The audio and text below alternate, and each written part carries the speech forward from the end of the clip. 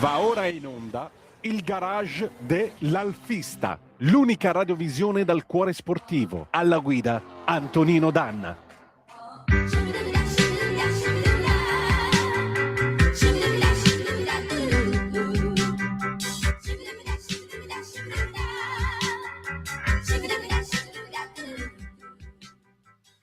Buongiorno, a voi la linea. Grazie Natalia, amiche e amici miei, ma non dall'avventura, buongiorno, siete sulle magiche onde di Radio Libertà, questo è il garage dell'Alfista, io sono Antonino Danna e questa è la puntata di oggi, sabato 18 aprile dell'anno del Signore 2026. Cominciamo la nostra trasmissione, vi ricordo, date il sangue in ospedale, serve sempre. Salverete vite umane, chi salva una vita umana salva il mondo intero, secondo appello radiolibertà.net, fesso chi non lo legge perché vi perdete un bellissimo giornale online dove ci sono liberamente il direttore responsabile Giovanni Sallusti, gli Autodafè di Giulio Cainarca, la rassegna stampa di Semivarin, videopillole e molto altro ancora. 340 670 9659 per chi vuole intervenire attraverso la zappa o WhatsApp che dir vogliasi. 0292947222, il telefono è aperto da adesso. Ora permettetemi, abbiamo con noi il nostro Alex Cereda, che ringrazio e saluto come sempre, ma soprattutto, grazie Alex, buongiorno a te, e soprattutto abbiamo con noi il grande ritorno della signora Giovanna Scaglione, la figlia e la memoria storica di Franco Scaglione, l'uomo che è stato autore dei più grandi successi Alfa Romeo quali le BAT o la 33 stradale nell'anno di grazia 1967. Buongiorno. Buongiorno a voi, grazie per avermi di nuovo invitato e un caro saluto a tutti gli artisti. Grazie, veramente grazie. Allora, noi sul canale video stiamo già vedendo alcune foto scattate da Alex che possiamo rivelare è stato dalla signora Giovanna nei giorni scorsi.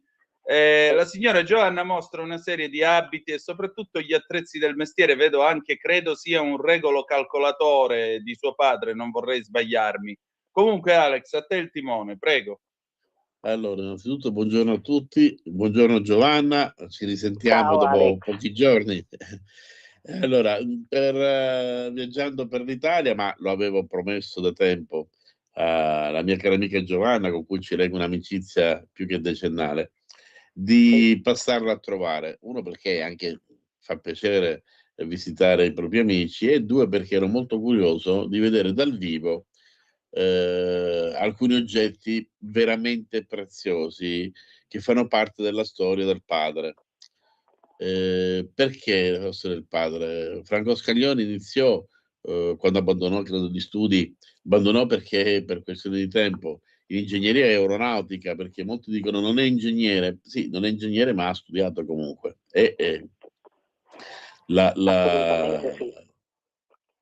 Appunto, quindi io comunque lo chiamo sempre ingegnere, perché non è l'ingegneria, comunque il titolo lo si conquista anche sul campo, non è solo un pezzo di carta dato a scuola. Comunque, non voglio entrare in polemica, anzi, si è dedicato al disegno di abiti femminili e ho avuto l'onore di vedere dal vivo, di toccare proprio con le mani e di verificarne la qualità e il disegno di ricamatrici, credo forse toscane, fiorentine, di questo abito meraviglioso che lui disegnò per la moglie per il matrimonio, oltre a un altro abito che è l'abito di fidanzamento disegnato sempre da Franco Scaglione, che sembra un abito degli anni 70-80, cioè è stato un anticipatore anche lì. E quindi visitando la mia amica Giovanna, con grande piacere, abbiamo trascorso un bel pomeriggio insieme, ho potuto visionare questi oggetti e anche altri che pochi appassionati hanno visto, e soprattutto il famoso quadro.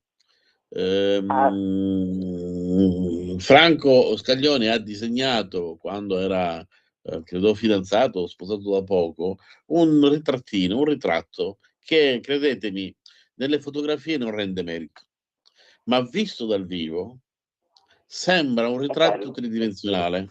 È un effetto molto strano, piacevolissimo perché è bello, perché coniuga lo stile, il design di come lui disegnava le macchine al viso di una donna. una bellissima donna che era la mamma di Giovanna, che in rare foto si riesce a vedere. E quindi niente, vorrei che Giovanna mi raccontasse qualcosa in più, vi raccontasse qualcosa in più di questi meravigliosi oggetti che saranno presto esposti. Mi sto mettendo d'accordo con qualche club, in qualche raduno Alfa Romeo, affinché chi è appassionato di queste auto, chi ammira e stima Franco Scaglione, deve sapere, deve vedere, per conoscere la vera storia di questo personaggio straordinario che va oltre all'essere un grande design. A te, Giovanna, la parola. Grazie. Ecco, io desidero il più velocemente possibile, per non rubare tempo, dirvi come sono nate queste cose, ovvero sia mio padre, lui era proprio un amante del bello, era nel suo DNA.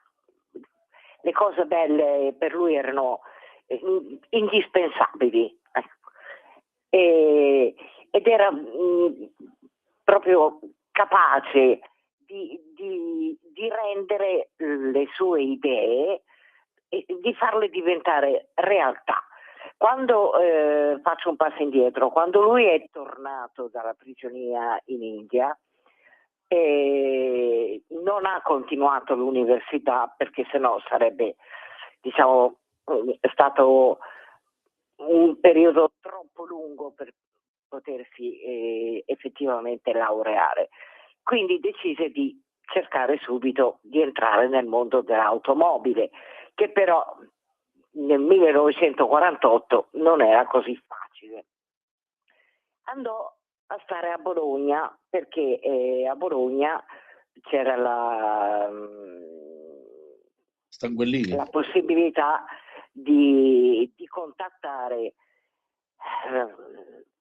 Ferrari, che però fu un contatto brevissimo e che non portò a nulla. E poi lui aveva incominciato già a prendere contatti con giornalisti, una cosa e l'altra. Comunque, per poter realizzare anche la sua passione della moda, praticamente ha preso contatti con delle sartorie di un certo livello, logicamente, presentandogli i modelli che lui aveva ideato, e ebbe subito un buon successo. Infatti gli venivano via via ordinati dei nuovi modelli. Nel contempo stava per fidanzarsi con la mia mamma, per cui le disse: guarda Luisa, il vestito che servirà per la festa di fidanzamento lo disegno io, scelgo io il tipo di seta, il modello, cioè, praticamente mio padre ha proprio disegnato da capo a piedi il modello dell'abito. Vi faccio una piccola parentesi: quell'abito la mia mamma l'ha messo anche il giorno in cui io mi sono sposata, quindi per me è stata una doppia emozione. L'ho sempre visto in casa, logicamente, però io non ero presente al fidanzamento, in quanto sono nata poi dopo. Ma la cosa più bella, io credo che lo stesso Alessandro, che l'ha vista, sia la camicetta che babbo ha disegnato per il giorno del loro matrimonio. Una camicetta di seta bianca che è particolarissima, perché ha tutta una lavorazione, ma nemmeno macramè, tutto particolare, non saprei nemmeno come definirla, perché sembra un filet, un uncinetto, una cosa del genere. Ma non è nemmeno un uncinetto, lui l'ha disegnata, poi è andato apposta a Venezia, a Murano, per far realizzare questo inserto da mettere appunto nella camicetta, ed è veramente bellissimo. Ora, logicamente io come figlia lo vedo con un occhio più affettuoso, perché per me rappresenta qualcosa di particolare. Però, come vi dico, Babbo aveva talmente il senso del bello che è riuscito in una semplice camicetta a farne Bene. un qualcosa di particolare. Alessandro, che l'ha vista, l'ha toccata, può L'ho dirmi se mi fotografata. sbaglio. È meravigliosa quella camicetta, ma ecco perché voglio rendere pubblica la visione di questi oggetti, perché in fotografia si riduce molto. Vederla dal vivo è come se quegli oggetti hanno energia. E io, avendoli toccati, visti dal vivo, ammirati, sono rimasto basito, e tutto il viaggio del ritorno non ho fatto altro che pensare a ciò che avevo visto, e ho capito meglio il genio Franco Scaglione, perché è un uomo che ha spaziato in tanti settori con grande successo. Oggi di questi geni ce ne stanno molto pochi e sono molto rari. Ecco perché io grazie alla collaborazione di Giovanna, mi sto prodigando nelle mie possibilità di poterlo esporre, e dare la possibilità a più persone possibili di poterli ammirare e capire le varie sfaccettature di quest'uomo e la sua mentalità. Idem anche il quadro. Sono rimasto letteralmente incantato. Babbo era molto bravo anche nel, come si può dire, perché quello non è un ritratto nel vero senso della parola, sì. Cioè, è la mia mamma, leggermente stilizzato, perché effettivamente è stilizzato, però si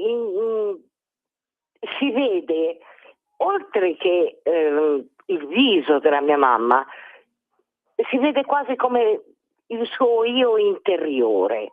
Ora Alessandro, tu l'hai visto, quindi puoi dirmi se Esatto, mi hai sbaglio. detto delle parole perfette, perché ha un'anima quel quadro, perché è vero, è stilizzato, ma unisce la passione del design alla bellezza di una donna. E queste cose le riscontriamo, e io l'ho sempre detto, ma lo dicevo già tanti anni fa, guardando l'Alfa 33, e tu me l'hai confermato, sembra una donna distesa di profilo. È perfetta. Sì. Ha anche la spalla, è una donna distesa. E questa definizione femminile nelle auto, questi input, ci sono sempre stati nei progetti di Franco Scaglione, sempre. La bellezza della donna, le forme poi applicate a una certa aerodinamica. Poi mi spiegherai ciò di cui abbiamo parlato l'altro pomeriggio, dicendo che tuo papà credeva sì nella Galleria del Vento, però diceva attenzione, fuori dalla Galleria del Vento ci sono altre forze che agiscono, e quindi le auto vanno disegnate in maniera un po' diversa di quello che dice la Galleria del Vento, e i suoi progetti avevano tutti un CX bassissimo, senza computer, senza attrezzi elettronici. Comunque, tornando al discorso del quadro, è qualcosa che va visto, è tridimensionale, tu lo puoi vedere da qualunque lato, ti dà un significato diverso, e questa meraviglia, che potrebbe essere quasi un'auto, il disegno di un logo, di una donna, tutte messe insieme, e racconta un po' la storia di quest'uomo. Però vorrei che tu raccontassi ai nostri radioascoltatori dove è stato esposto il quadro in passato e l'interesse che ha suscitato verso tanti appassionati. Sì, nel 2018 è stato esposto per 3 mesi al Mauto a Torino, al Museo del Mauto a Torino, perché avevano fatto un evento dedicato ai designer automobilistici, però appunto cercando di capire, oltre al design automobilistico, che cosa li poteva appassionare in modo extra, qual era il loro modo di vedere di creare al di là dell'automobile. E appunto il Mauto mi aveva contattato chiedendomi se io avevo qualcosa di mio padre che avesse a che fare appunto con il loro desiderio di far vedere cosa gli stilisti potevano fare al di là dell'automobilismo. E quindi io gli ho detto che avevo il quadro che rappresentava il viso della mia mamma, il vestito del fidanzamento e la camicetta del matrimonio. E mi hanno detto: signora, va benissimo, se lei è d'accordo noi manderemo un nostro incaricato a ritirarli a Piombino a casa sua, verrà esposto per 3 mesi, saranno assicurati per 10.000 euro, dice non succede niente, non è mai successo niente, ma comunque un'assicurazione noi la facciamo. Può capitare di tutto, al mondo può capitare di tutto. E quindi è stato esposto novembre, dicembre e gennaio, sono stati esposti. E effettivamente mi hanno detto che sono stati molto molto apprezzati, perché erano 3 cose completamente diverse. Gli altri stilisti hanno proposto delle loro creazioni che comunque rientravano ancora nell'ambito diciamo non automobilistico ma tecnico. Invece le cose di Babbo erano completamente fuori dal tecnico. Quindi oltre al quadro sono state esposte anche gli altri oggetti. Bello. Belli. Immagino lo stupore sono stati molto apprezzati. Scusa, non volevo tagliarti la parola. No. Cercheremo di replicare questa cosa. Io mi impegno personalmente e ringrazio l'amica Giovanna Scaglione che con grande fiducia, con affetto e la stima che ci unisce da tanti anni, mi ha incaricato di avere l'accesso a questi oggetti e di poter dare la possibilità a quante più persone possibili di poterli ammirare. Credetevi, non perché li abbia visti io, ma meritano veramente di essere ammirati. Ecco, perché guardare è una cosa semplice e riduttiva, vanno ammirati. Ammirati significa cercare il dettaglio, guardarli da angolazioni diverse, perché non sono automobili, ma c'è un cuore di un'automobile dentro. Ecco, forse è quello che intendevi anche tu, Giovanna, e rappresentano l'auto da un'altra parte, da un altro punto di vista. Hai ragione Alessandro, assolutamente sì, ed è appunto uno dei punti di forza di mio padre, cioè di riuscire a diciamo unire il bello in tutto quello che lui ha creato. Era un istinto, una cosa che a lui veniva distinto, non era ricercato, voluto e studiato. No, per lui era proprio un istinto. Era una cosa particolare, proprio lui era così. Le cose che lo attraevano nascevano nella sua mente in un modo così semplice, tranquillo, e riusciva a metterli poi decisamente sulla carta, poi via via a realizzarli in modo diciamo così creativo e farne diventare poi delle piccole opere d'arte. Perdonatemi, so che forse sono eccessiva, ma come figlia mi faccio un po' trascinare dall'affetto verso mio padre, però è veramente così.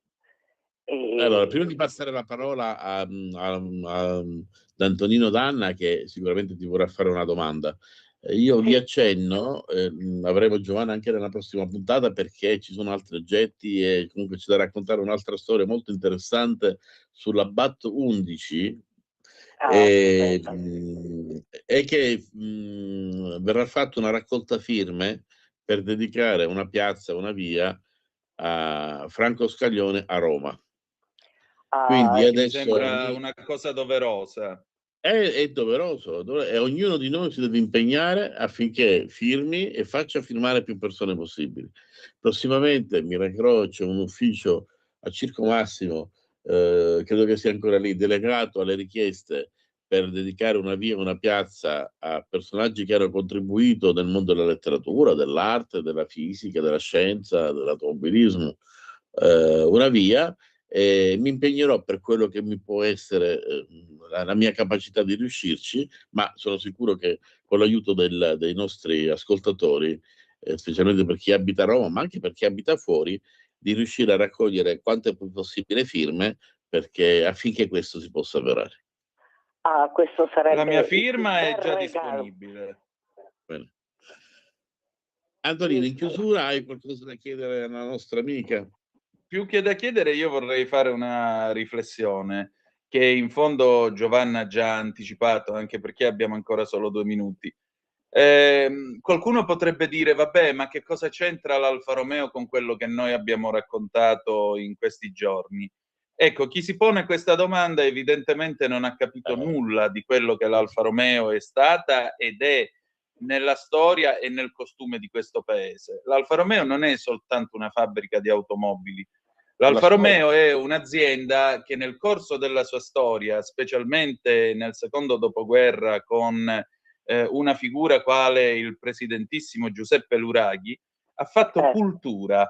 Luraghi faceva cultura perché prima di diventare presidente dell'Alfa Romeo era stato un editore, aveva pubblicato le prime cose di Pasolini, aveva pubblicato Fior di Poeti, aveva come collaboratore preso alla Pirelli il poeta lucano Leonardo Sinisgalli, che era un intellettuale lucano, che era un ottimo ingegnere, ma è stato anche l'autore dello slogan Giulia l'ha disegnata il vento e probabilmente l'inventore del nome Giulietta per l'automobile che è rimasta nell'immaginario collettivo degli anni 50 e non solo. Un'ultima cosa. Scaglione, vedete, ognuno di questi personaggi che poi si sono messi a lavorare nell'epoca di Luraghi, tutta questa gente qui non erano meramente appassionati di meccanica, erano delle figure integrali e lo stesso Luraghi lo diceva, la cultura tecnica non è niente se non c'è anche una cultura classica che la sorregge, perché deve essere un prodotto integrale, uno sviluppo integrale della persona. Per cui se la 33 stradale è fatta in un certo modo, è perché Franco Scaglione è stato anche quella cosa lì, è stato anche quei quadri, è stato anche quei vestiti e così via. Cioè un'idea di bello che lui ha declinato in varie forme fino a quando non si è coagulata con 4 ruote e un motore. Per cui la prossima volta in cui scenderete nel vostro garage troverete una Giulietta, troverete se ce l'avete, beati voi, una 33 stradale, troverete un Alfa 75, un'Alfetta. Voi dovrete pensare a figure come Battista Farina, Pininfarina, o pensate anche a Franco Scaglione, a Ermanno Cressoni che ha disegnato l'Alfetta e la 75, pensate a Bertone con la 90 e così via. Perché l'automobile Alfa Romeo non è soltanto un prodotto meccanico, è un prodotto del pensiero. Giovanna, sì, siamo qui. Pronto? Sì, pronto. Giovanna? Pronto? Noi ci siamo. Sì, siamo qua. Natalia, richiamala brevemente perché siamo già in ritardo e sono già le 10:01, quindi possiamo solo fare i saluti e chiudere. Alex. Allora, niente, è stata una trasmissione piacevolissima come sempre e se tu sei d'accordo inviteremo Giovanna per continuare a parlare di altri oggetti, anche perché sta diventando, è la nostra opinionista, è una donna che ha una grande passione per i motori e il pubblico spesso mi chiede di lei, quindi con gran piacere l'avremo nuovamente in trasmissione. Molto bene, allora grazie a tutti, siamo in ritardissimo, adesso Centro Ronchi, tutta la programmazione, dalle 14 se volete con il sottoscritto e tutta una banda di graditi ospiti vi racconteremo la manifestazione di oggi senza paura della Lega in Piazza Duomo. Giovanna, solo per un saluto perché sono in ritardissimo e mi tagliano. Certo, vi ringrazio Antonino, ringrazio te Alessandro e sono stata felicissima di averti visto e ringrazio tutti gli ascoltatori perché mi siete veramente molto cari. Vi auguro una splendida giornata. Grazie a voi. Sigla. Ciao. Avete ascoltato